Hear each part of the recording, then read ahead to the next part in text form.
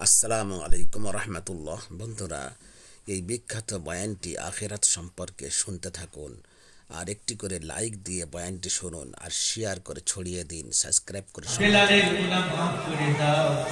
এক মেয়ে ছেলে ছুটে এসে বেলালের মাথার চুলটা ধরে টেনে বলছে, আমি যতক্ষণ তোর খাওয়া দিই, আমি তোর খাওয়াই, আমি তোর দেখি, এখন আমার কাছে চাওয়া থেকে তুই দুনিয়ায় কার কাছে আবার চাচ্ছিস? সঙ্গে সঙ্গে হযরতে বেলাল বললেন, হে দুনিয়ার বাবু, হে দুনিয়ার মনিব, হে দুনিয়ার মালিক, সারাদিন যদি আমি তোমার কাজ না করি, তুমি আমার কোনোদিন টাকা দেবে না, পয়সা দেবে না।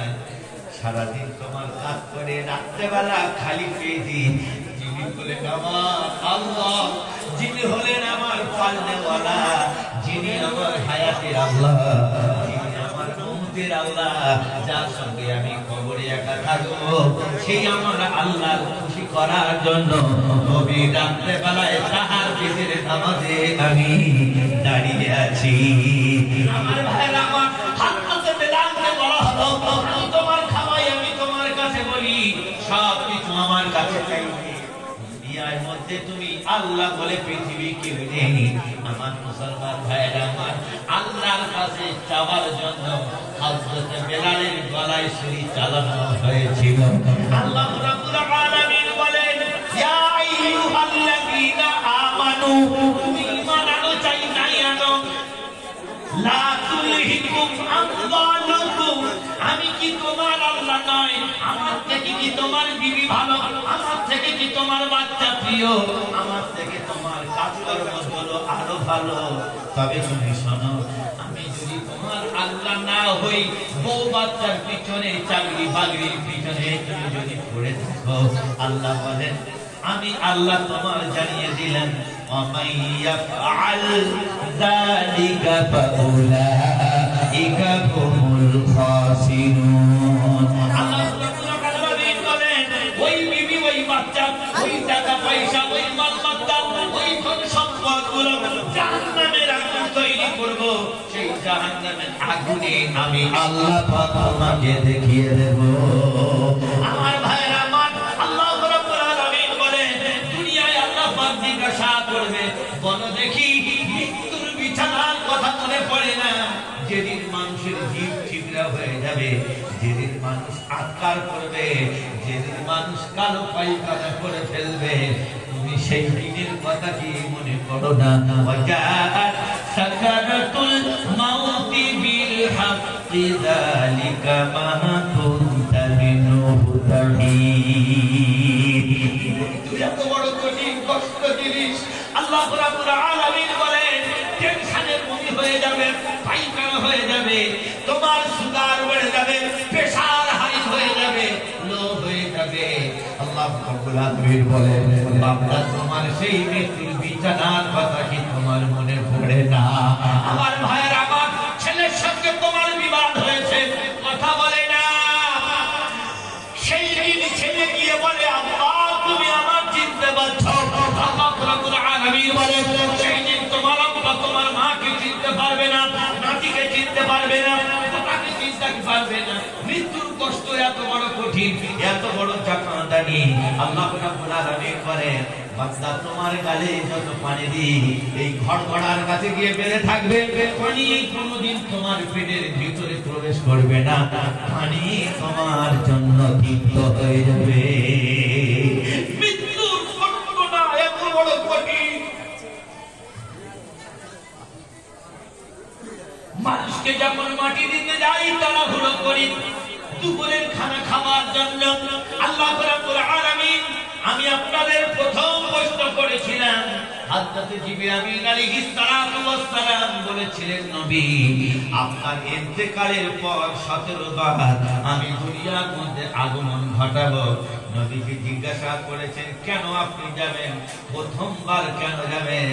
হযরত জিবরিল আমিন আলাইহিস সালাতু ওয়াস সালাম বললেন, এই জন্য আমি যাব, মানুষের মহব্বতটা দুনিয়ায় থেকে নিয়ে চলে আসবো।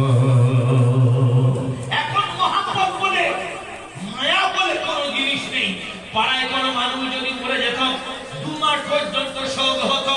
এখন মাল মরে যাওয়ার সাথেই সাথেই মাটি দিয়ে জায়গা জমিগুলো পঞ্চায়েত এটা সেটা দেখে নিয়ে এসে বিপে বুপে এটা সেটা করে মেন মেন জায়গা সব দখল হয়ে গেল। মহব্বত বলে কোনো জিনিস আর আছে? জোরে বলেন আছে? আপনার বউ আপনার মহব্বত করে? আগের জামানায় ছিল যতক্ষণ পর্যন্ত আপানা পিয়ারা বিক্রি না করে চাল বিক্রি করে যতক্ষণ না পর্যন্ত বাড়ি ফিরতো, রাত যদি 12টা বেজে যেত, হালকি নিয়ে মা বসে থাকতো, ততক্ষণ পর্যন্ত ছেলে পুলে খেয়ে শেষ হয়ে যেত, মা কোনোদিন ভাত খেত না। সেই মহব্বত আপনি আগে মরে যান, জলসার শেষে আপনার যদি যাওয়া লেট হয়ে যায়, বলে নুরালো এসেছিল বক্তব্য শোনার জন্য, সে ভাত খেয়ে মাল ঘুমাচ্ছে, রাত্রেবেলা গিয়ে তুমি যদি দেখো, ওঠো দরজা খোলো, ভাতটা একটু গরম করো, ভাত খেয়েছো, কখন আসবে না আসবে আমি আগে তাড়াতাড়ি খেয়ে নিয়েছি। কিন্তু আপনাদের কাছে জ্বলন্ত প্রমাণ, যতক্ষণ না পর্যন্ত আমাদের বাপটা ঘরে আসতো ততক্ষণ পর্যন্ত মা ভাত খেত না। তুমি বলা যাবে না সুবহানাল্লাহ? সেই মহব্বত এখন আছে? সত্য কথা বলবেন আছে? আপনি মিথ্যা কথা বললে মরে যাবেন এক্ষুনি। সেই মহব্বত আছে? আল্লাহ রাসূল সাল্লাল্লাহু আলাইহি ওয়াসাল্লাম প্রশ্ন করেছিলেন 17 বার কেন যাবেন? প্রথমবার হযরত জিবরিল আমিন আলাইহিস সালাতু ওয়াস সালাম বলেন, ইয়া রাসূলুল্লাহ, সর্বপ্রথমে আমি যাব মানুষের মধ্যে যে মহব্বত বলে জিনিসটা আমি তুলে নিয়ে চলে আসবো। ছেলে পড়ে গেছে, জন ছেলে মোটরসাইকেল অ্যাক্সিডেন্ট হয়ে মারা গেছে, দুদিন একদিন 3 দিন কেটে তার ঘাড় চাপা পড়ে গেল, আধার কার্ড পর্যন্ত ফেলে দেওয়া হলো, মাল সব শেষ। মহব্বত বলে সেই জিনিসটা আর পৃথিবী নেই। এর দ্বারা প্রমাণ হয়, শামাইলে তিরমিজি প্রমাণ করছেন হযরত জিবরিল আমিন আলাইহিস সালাতু ওয়াস সালাম নবীর ইন্তেকালের পরে এসেছিলেন না আসেননি? জোরে বলেন, এসেছিলেন। সেই মালটা নিয়ে চলে গেছে।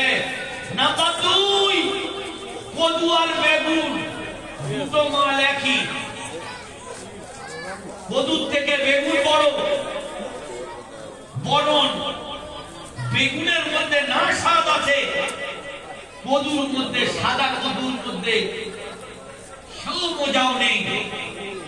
আল্লাহ রাসূল সাল্লাল্লাহু আলাইহি ওয়াসাল্লাম হযরত জিবরিল বললেন, দ্বিতীয়বার যাব, খাবারের মধ্যে যে ঘ্যান, জয়নগরের মধ্যে গেছেন মেডিসিন খাচ্ছেন, আসল কিন্তু নলেন গুড়ের মাল খান নেই, আপনি চিটে গুড়ের মাল খাচ্ছেন, খেয়ে আর মগল বাজার